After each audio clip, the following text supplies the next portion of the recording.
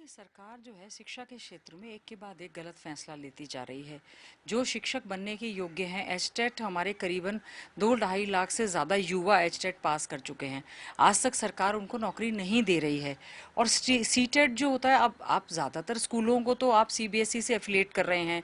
आप कह रहे हैं कि आरोही मॉडल स्कूल्स हों, मॉडल संस्कृति स्कूल हों या जो दूसरे स्कूल हों, उनको ज़्यादातर आप सीबीएसई से एफिलिएट कर रहे हैं।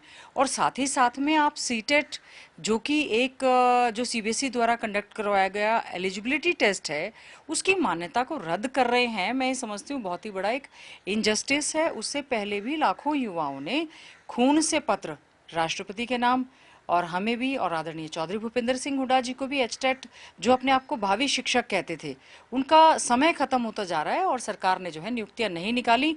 मैं समझती हूँ शिक्षा के क्षेत्र में इस तरह के फैसले बहुत ज़्यादा दुर्भाग्यपूर्ण हैं। मैम, देखा जाए तो पहले सरकार ने 105 स्कूल बंद कर दिए। जी शिक्षकों टीचरों की कमी है। जी। ग्रामीण क्षेत्रों में जो सरकारी स्कूल में जो बच्चे हैं वो ताला लगा के धरना प्रदर्शन कर रहे हैं। जी। कैसे देखते हैं मैम? देखिए, इस समय जो है हरियाणा प्रदेश में शिक्षा के क्षेत्र में खास तौर से मैं समझती हूँ बड़ा ही दुर्भाग्य का एक ऐसा समय चल रहा है जिसमें कि शिक्षक भी धरने पे हैं, शिष्य बच्चे भी धरने पे हैं, अभिभावक भी हैं और ग्रामीण स्वयं ताला लगा रहे हैं। वो गांव के लोग, वो शहर के लोग जो हमेशा स्कूल को चलाने के लिए आते थे, कहते थे कि स्कूल चलाए जाएं, शिक्षक दिए जाएं, ज़्यादा से ज़्यादा बच्चों की संख्या बढ़ाई जाएगी। लेकिन सरकार के इस तरह के रवैये की वजह से जहाँ पर लगातार स्कूल बंद हो रहे हैं, साइंस स्ट्रीम खत्म की जा रही हैं, कॉमर्स स्ट्रीम खत्म की जा रही हैं, अब बिल्डिंग्स तो ऑलरेडी बनी हुई हैं। कई जगह पर ऐसा है, जैसे मैंने मेरे क्षेत्र की बात, कई जगह पर ऐसा है कि बच्चों की संख्या है, वहाँ पर बिल्डिंग नहीं है। कई जगह पर, जैसे मेरे झज्जर क्षेत्र के ग्वालिसन स्कूल की बिल्डिंग मैंने बहुत संघर्ष के बाद नई अभी बनवाई है, उसमें बच्चों की संख्या होने के बावजूद भी शिक्षकों की वहाँ से ट्रांसफ़र कर दी गई है। पूरे हरियाणा की यही स्थिति है। रैशनलाइजेशन के नाम से जो है शिक्षकों के पदों को समाप्त किया जा रहा है। इसमें आपने देखा होगा, इसी साल में जब विधानसभा के सत्र में रिप्लाई दी गई थी, करीबन 38,000 टीचरों के पद जो हैं वो रिक्त बताए गए थे। उसके बाद रिप्लाई दी गई, उसमें 36,000 कहा। एक बार हम माननीय प्रदेश के मुख्यमंत्री जी को और प्रदेश के शिक्षा मंत्री जी को सुन रहे थे, उन्होंने ये कहा कि ये संख्या केवल 15,000 है। तो ये बड़ा ही गलत है और ऐसे शिक्षा के नाम पर ना कोई राजनीति होनी चाहिए, ना ही कोई खिलवाड़ होना चाहिए। सरकार को तुरंत बच्चों की संख्या के अनुरूप जो है शिक्षकों की भर्ती भी लगातार करनी चाहिए। और मैं ज़रूर कहना चाहूँगी आपके चैनल के माध्यम से, डाइट जहाँ पर जेबीटी के टीचर्स की जेबीटी के लिए एडमिशन्स होते हैं, 22 के 22 जिलों में हमने हमारे समय में आदरणीय चौधरी भूपेंद्र सिंह हुड्डा जी ने डाइट खोले। आपने हर जिले की डाइट को बंद कर दिया, एडमिशन्स बंद कर दिए, जबकि प्राइवेट शिक्षण संस्थानों में इस समय जो है जेबीटी चल रही है। और मुख्यमंत्री जी ने स्टेटमेंट दी कि हमें जेबीटी की आवश्यकता नहीं है। मैं समझती हूँ ये शिक्षा के अधिकार कानून का पूरी तरह से हनन है। अब सरकार कह रही है कि हम शिक्षा नीति 2020 को 2025 में लागू कर देंगे। इस तरह से तो आप भट्ठा बिठा रहे हैं। आप क्या लागू कर देंगे? स्कूल बंद हो रहे हैं, कॉलेज बंद हो रहे हैं, लोग धरने पर बैठे हुए हैं। आप टीचरों की भर्ती करने के बजाय आपने शिक्षा को जो है पूरी तरह से शिक्षा का मखौल बना के रख दिया है। हमारे समय में एजुकेशनली बैकवर्ड ब्लॉक्स में आरोही मॉडल स्कूल्स बनाए गए थे, किसान मॉडल स्कूल बनाए गए थे। अब सरकार कह रही है कि हम उनको जो है मॉडल संस्कृति में कर देंगे। मैं पूछना चाहती हूँ शिक्षा मंत्री जी से, मुख्यमंत्री जी से, एक सिंगल टीचर की भी भर्ती इन्होंने मॉडल संस्कृति स्कूलों में नहीं की है। एग्जिस्टिंग सीनियर सेकेंडरी स्कूलों से एक टीचर को यहाँ, यहाँ वाले को वहाँ, वहाँ वाले को यहाँ, टीचरों की भी रेल बना रखी है और बच्चों के भी। इस समय जो है बहुत ज़्यादा दिक्कतों का सामना हरियाणा प्रदेश में चल रहा है। हम यही चाहते हैं कम से कम शिक्षा के नाम पर राजनीति किसी प्रकार की ना करते हुए तुरंत जो है शिक्षकों की भर्ती भी करें।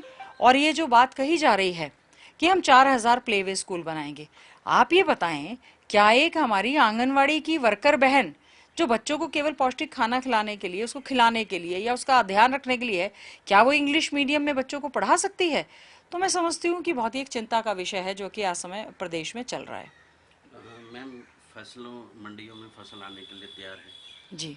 बेमौसमी बारिश ने मंडियों में फसलें किसानों की काफ़ी ख़राब हो चुकी हैं और ये हर साल का सरकार इसकी तरफ ध्यान नहीं देती। क्या कहना चाहेंगे मैम?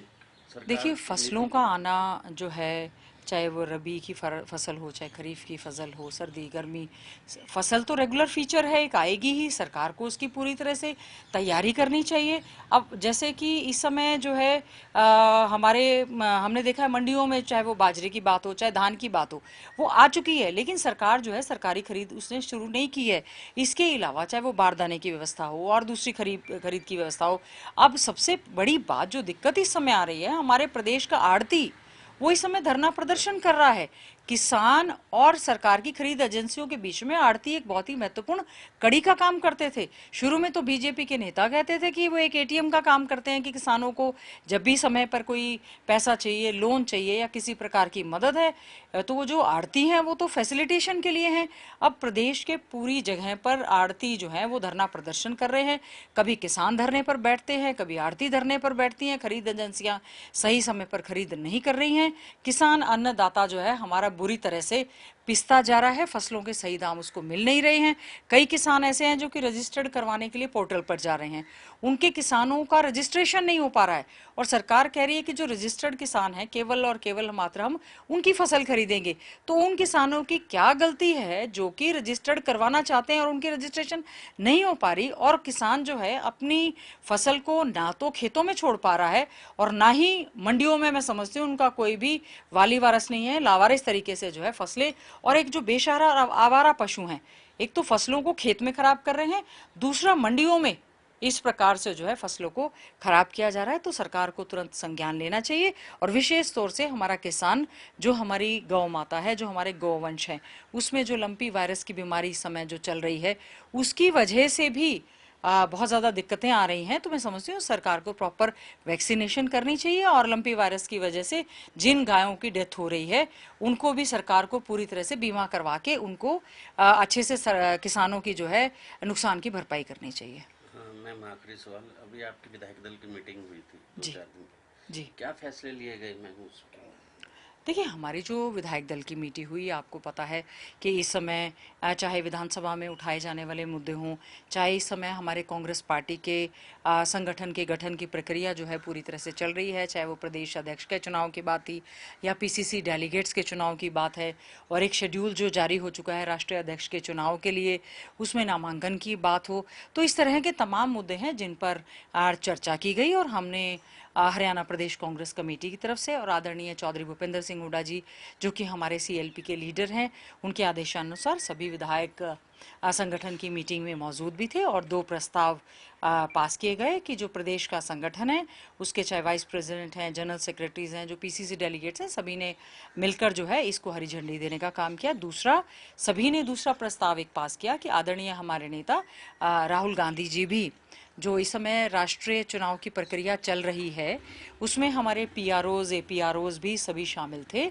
हमारी जो राष्ट्रीय अध्यक्ष की, ऑल इंडिया कांग्रेस कमेटी के राष्ट्रीय अध्यक्ष की चुनाव की प्रक्रिया इस समय चल रही है। सभी ने आदरणीय राहुल गांधी जी से अनुरोध किया है कि नोटिफिकेशन जारी हो गया है और आप भी कृपया इसमें नामांकन को भरने का काम करें और कांग्रेस पार्टी का नेतृत्व करने का काम करें। हमसे जुड़े रहने के लिए हमारे YouTube चैनल को सब्सक्राइब करें और नई वीडियो की नोटिफिकेशन के लिए बेल आइकॉन को दबाएं। अगर आप ये वीडियो Facebook पर देख रहे हैं तो लाइक जरूर करें और ज्यादा से ज्यादा शेयर करें। धन्यवाद।